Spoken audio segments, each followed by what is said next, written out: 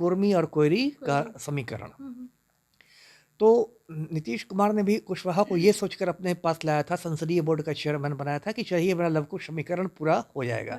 Love तो खुद पलटू राम है और कुश में उपेंद्र जी रहेंगे। अब देखिए उपेंद्र कुशवाहा में क्या कहूँ, एक बिहार की राजनीति में कि एक आप कह सकते हैं कि एक बेचैन आत्मा है, भटकती आत्मा है। अब ये दिल्ली की राह पर हैं, दिल्ली चलो का नारा है। अभी दिल्ली गए हैं तो नेचुरल है कि कोई गणतंत्र दिवस का परेड देखने तो नहीं गए होंगे राजपथ पर।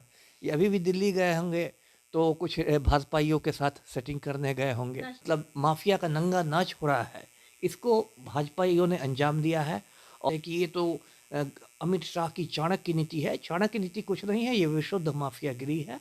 लेकिन हमारे जो मुख्यमंत्री पलटू राम, वो तो अपना खुद बहुत चतुर हैं, तो उन्होंने इनका इशारा समझा भी, लेकिन ये कह दिया कि हाँ, इग्नोर कर दिया, कहा कि नहीं अब एक से ज़्यादा डिप्टी सीएम नहीं बनेगा।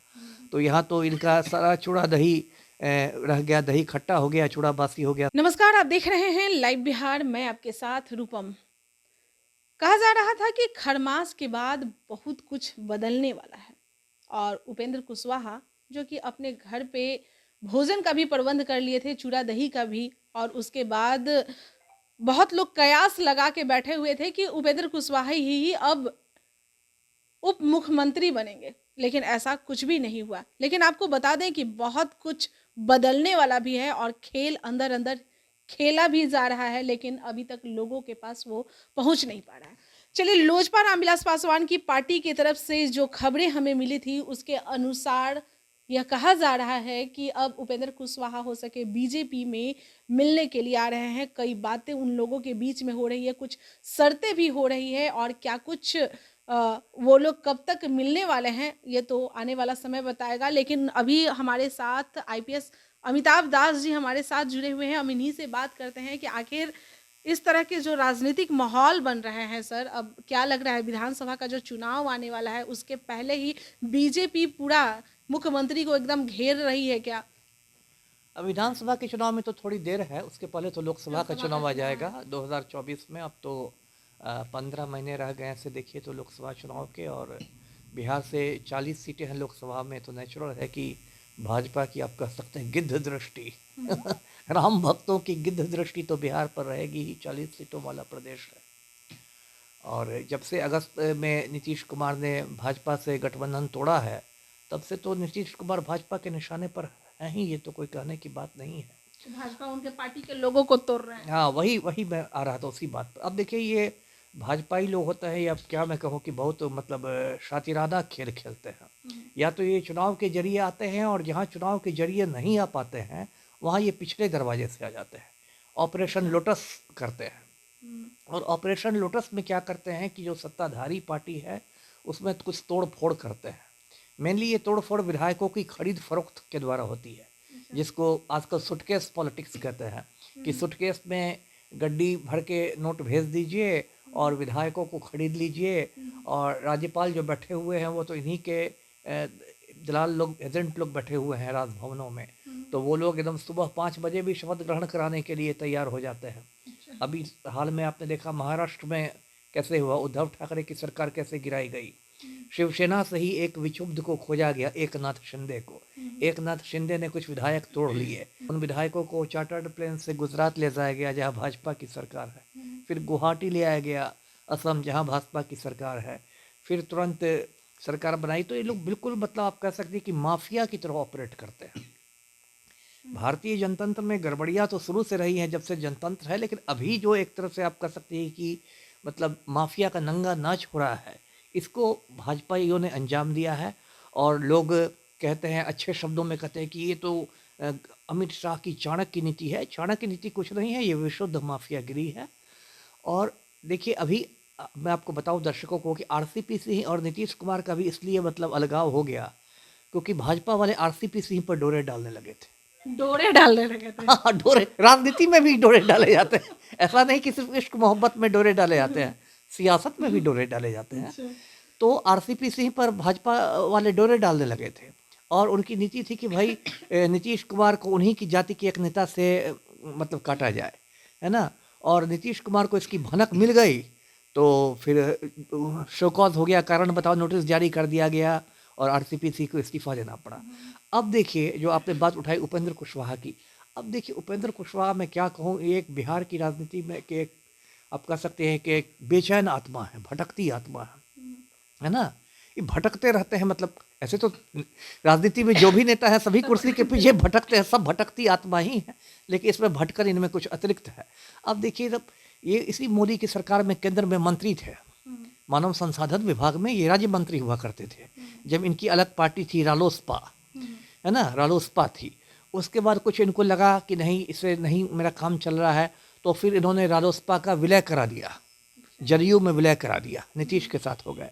पहले भी नीतीश के साथ थे, फिर इन्होंने रालोसपा बनाई, फिर कहते हैं ना पुनर्मूषिक भव, फिर ये जदयू में आए और इनको जदयू में संसदीय बोर्ड का अध्यक्ष बनाया गया, है ना, पार्लियामेंट्री बोर्ड का अध्यक्ष, जो ऐसे देखा जाए तो एक पार्टी का एक महत्वपूर्ण पद ही कहा जाएगा। लेकिन कुशवाहा को लग रहा था कि कुछ और मतलब कुर्सी मिलनी चाहिए जिसमें कुछ पावर वावर हो, तो इन्होंने बीच में इशारों में बात भी की कि डिप्टी सीएम मैं बन सकता हूँ, मतलब कुछ इन्होंने इशारे किए दिए। हाँ हाँ, लेकिन हमारे जो मुख्यमंत्री पलटू राम वो तो अपना खुद बहुत चतुर हैं, तो उन्होंने इनका इशारा समझा भी, लेकिन ये कर दिया, कह दिया कि हाँ, इग्नोर कर दिया, कहा कि नहीं अब एक से ज़्यादा डिप्टी सीएम नहीं बनेगा। तो यहाँ तो इनका सारा चूड़ा दही रह गया, दही खट्टा हो गया, चूड़ा बासी हो गया, सब इनका खरमास वाला जो इनका चूड़ा दही भोज के जरिए डिप्टी सीएम बनने वाले थे, वो सब इनका खेल कहिए कि आप खराब हो गया, भंडूल हो गया। अब ये दिल्ली की राह पर हैं, दिल्ली चलो का नारा है।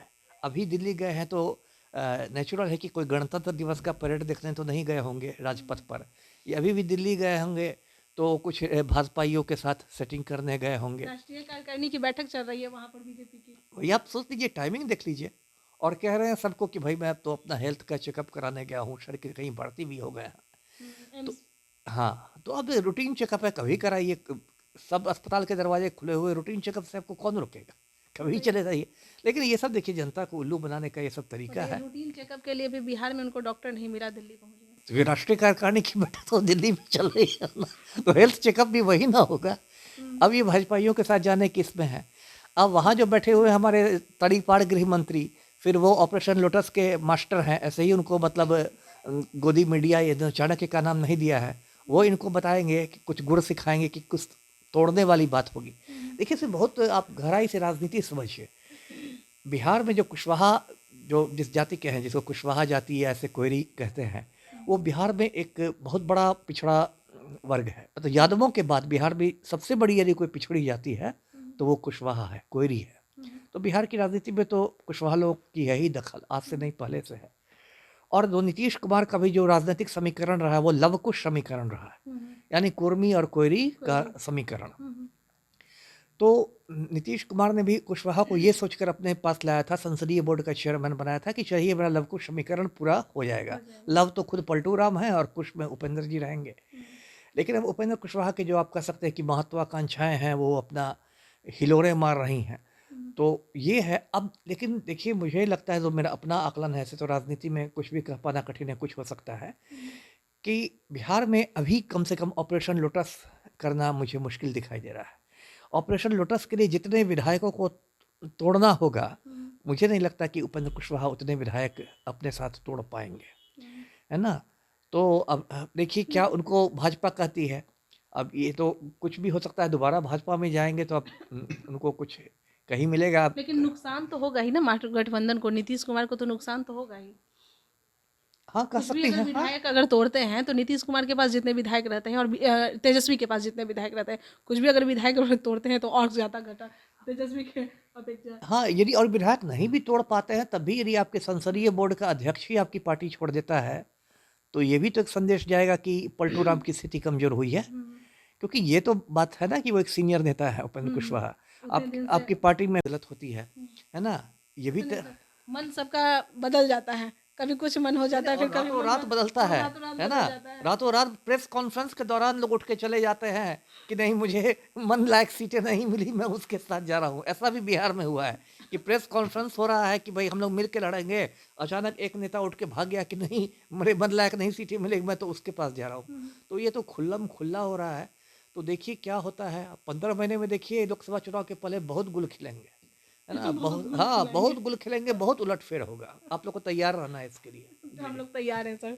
तो सुना आपने, अमिताभ दास सर हमारे साथ जुड़े हुए थे। आप पूरा राजनीतिक समीकरण आपको बता दिए कि किस तरह से क्या होने वाला है, क्या हो सकता है। लोकसभा का चुनाव काफ़ी आकर्षक होगा इस बार।